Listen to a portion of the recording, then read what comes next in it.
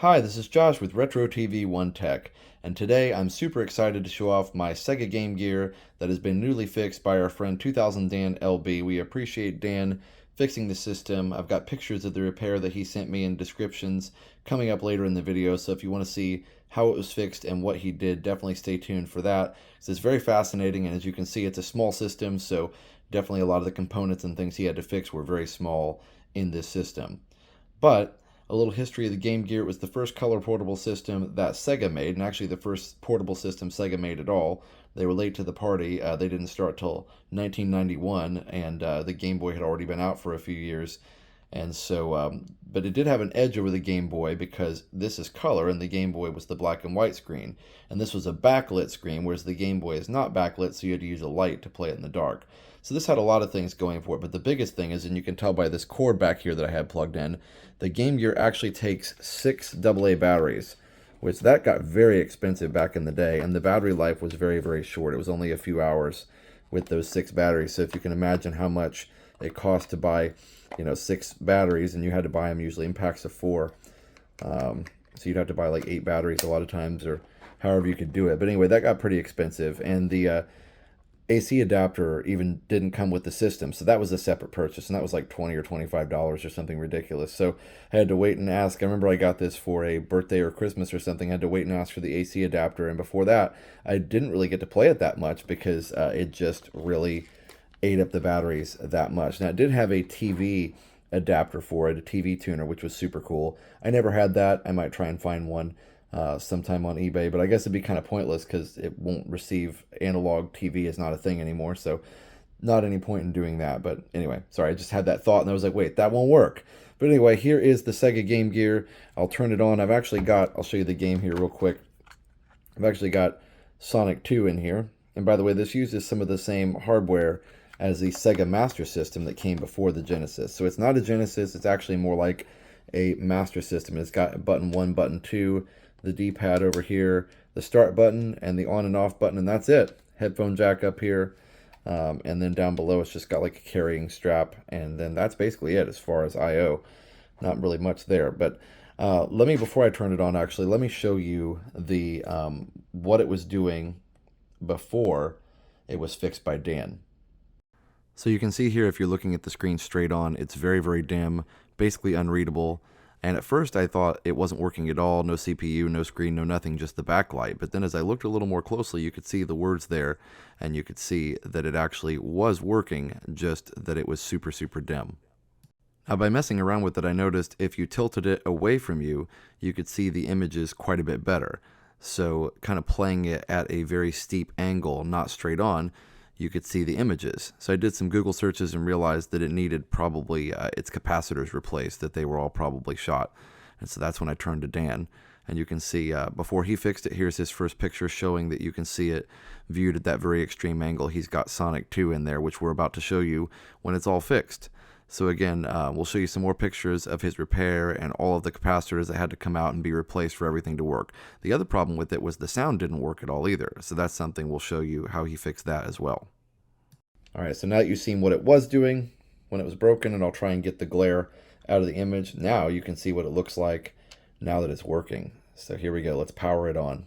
You could see before that the system, you couldn't see the screen, the sound wasn't working, all the things. So here we go. Look at that, working perfect.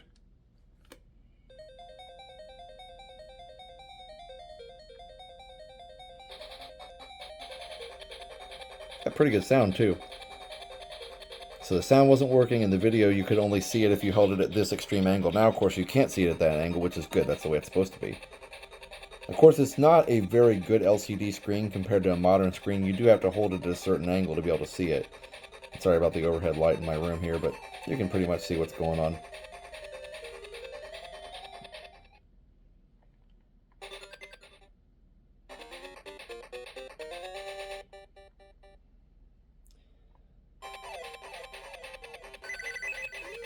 Problem is, you can see that the screen doesn't update fast enough a lot of times, so it's kind of hard to see what's going on. Let me turn that light off and you can see a little better. Alright, that should be better. And I should mention over here actually was a brightness control.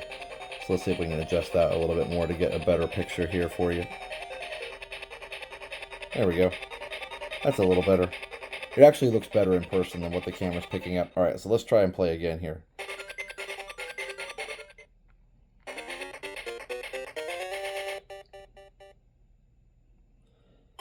But back in the day, back in 1991 when this came out, playing in full color, backlit screen, playing Sonic the Hedgehog, it was pretty incredible. I mean, obviously I can't see very well when I have it behind the camera, but you can see it runs fast just like Sonic runs, and just really fun. But it's not I believe it's not an active matrix display, so a lot of times, you know, it's just hard to see kind of what you're doing. Now this is not the game that came with it. You can see I keep messing up stuff because I can't see, but this isn't the game that came with it. Actually, Columns, a Tetris-like game, is the one that came with it, so let's try that one. Alright, here's the game cartridge, Columns. Pretty cool. They are Game Boy sized games. They're pretty standard size. I don't have a Game Boy game handy to compare it with, but they're very similar size, maybe a little bit wider. And again, they go in the back of the system. Sorry, it's a little dark. I've got the light off so it's easier to see the system, but there you go. Alright, so let's turn Columns on and I'll show you what originally came with the system.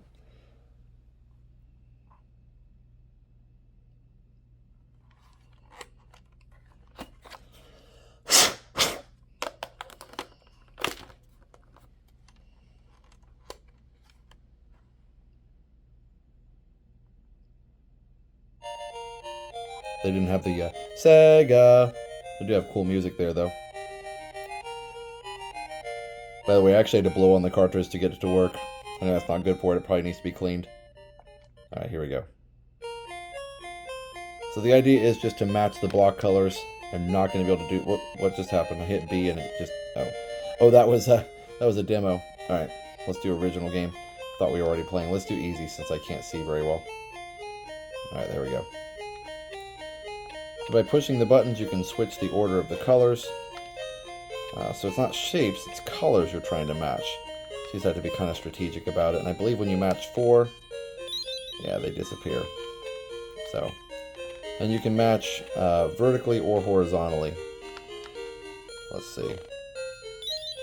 Yeah, fun little game. I can see how they'd be addictive, especially if you're, on the road or on the train or commuting or, on vacation or whatever you're doing where you've got a little bit of extra time that you might like to do that. I guess it's 3 you have to match to make it go, so 4 is like a bonus. Yeah, super fun. The music's cute, so I don't know what I'm doing here, but anyway. Yeah. So again, as you can see in here, the system sounds and plays and looks fantastic. And these are much sought after. They didn't sell a lot of these, so I was really lucky to have one, and just was really sad when I tried it and it didn't work, and so super excited that it's working now. So let's go back and look at the process that Dan had to go through to get this thing fixed.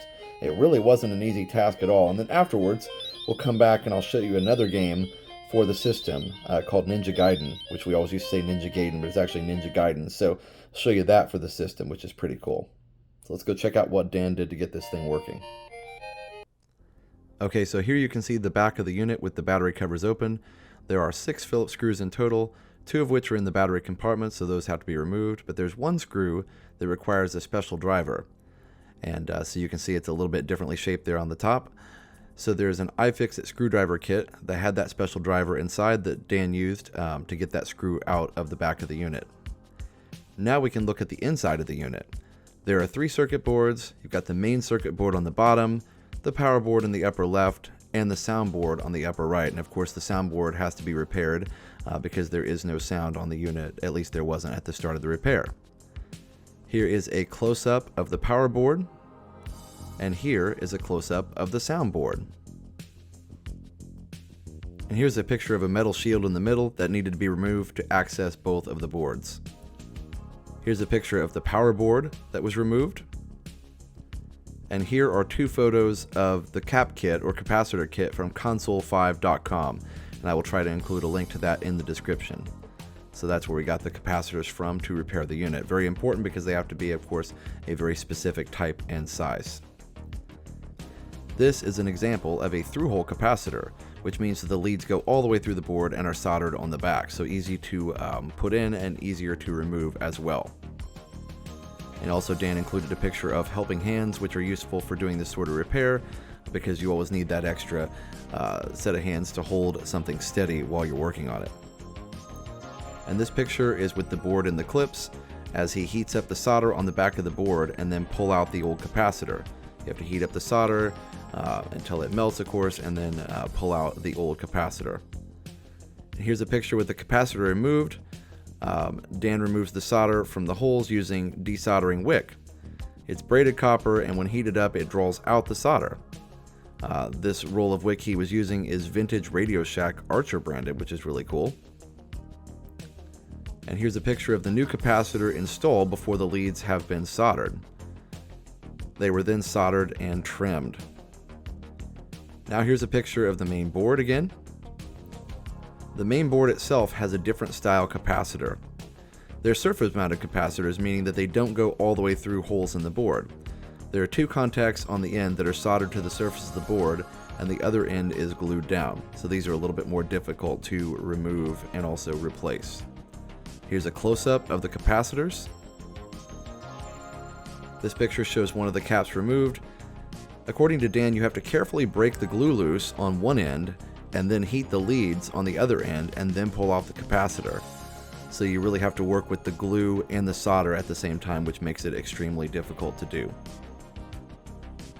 The replacement caps are small through-hole capacitors instead of surface mount. Before installing them, the leads need to be trimmed and bent to match where the solder pads are, because otherwise obviously they would be way too long.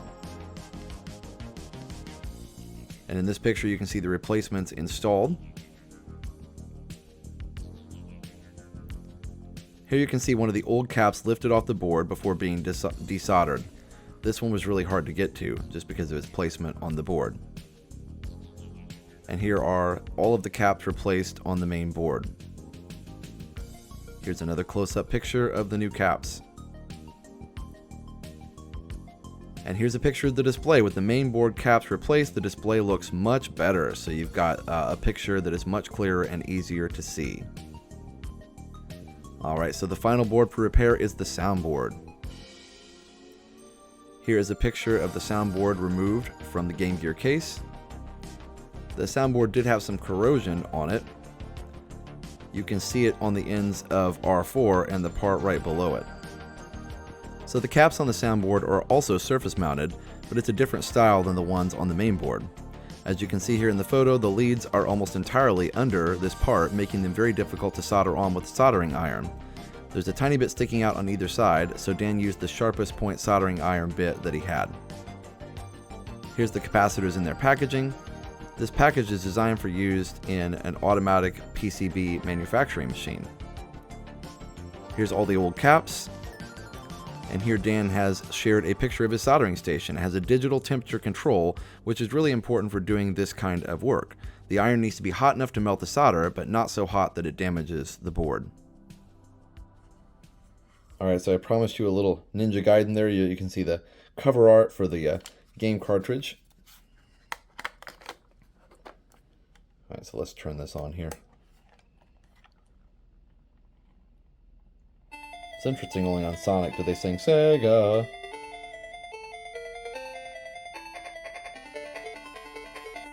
Music's really cool. Tecmo. Got some great ports of this game on the NES, the regular Nintendo. This is actually better graphics than that. Sorry, the camera's having trouble focusing. It doesn't know whether to focus on the screen or the system, but you can see the game, it's very fast. Everything's very fluid, but it is a little bit forgiving in some ways. This game is known, on whatever systems it's on, it's known for being very, very difficult. So, and again, the screen just doesn't update, it's not as active as a regular LCD screen, so it does make it hard to see when anything's in motion. There you go. I don't remember a lot of the things to do here. I guess I got some ninja stars now. If I knew how to throw them, that'd be great. Either way. Yeah. Super excited to have this working. A huge thank you to Dan for helping me out with this. I'm very, very grateful.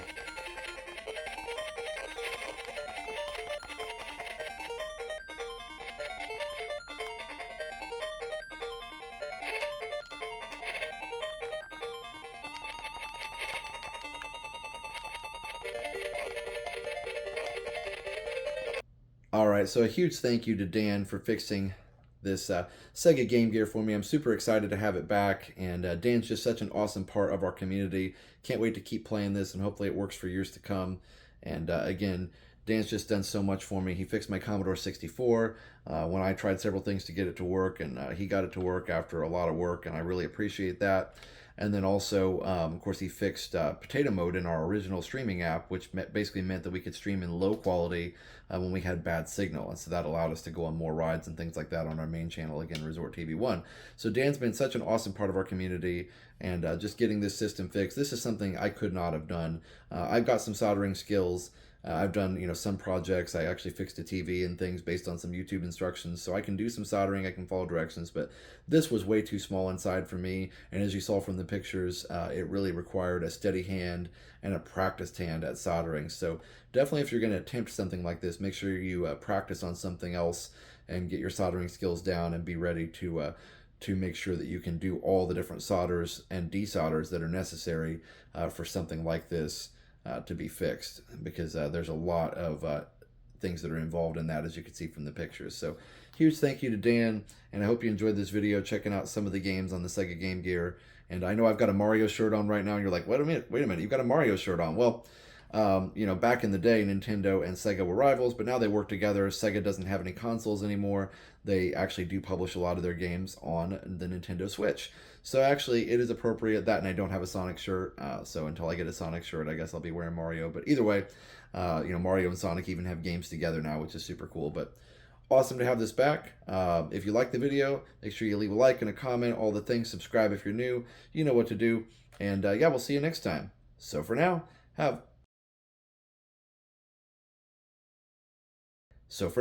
enjoy that tech and keep it retro.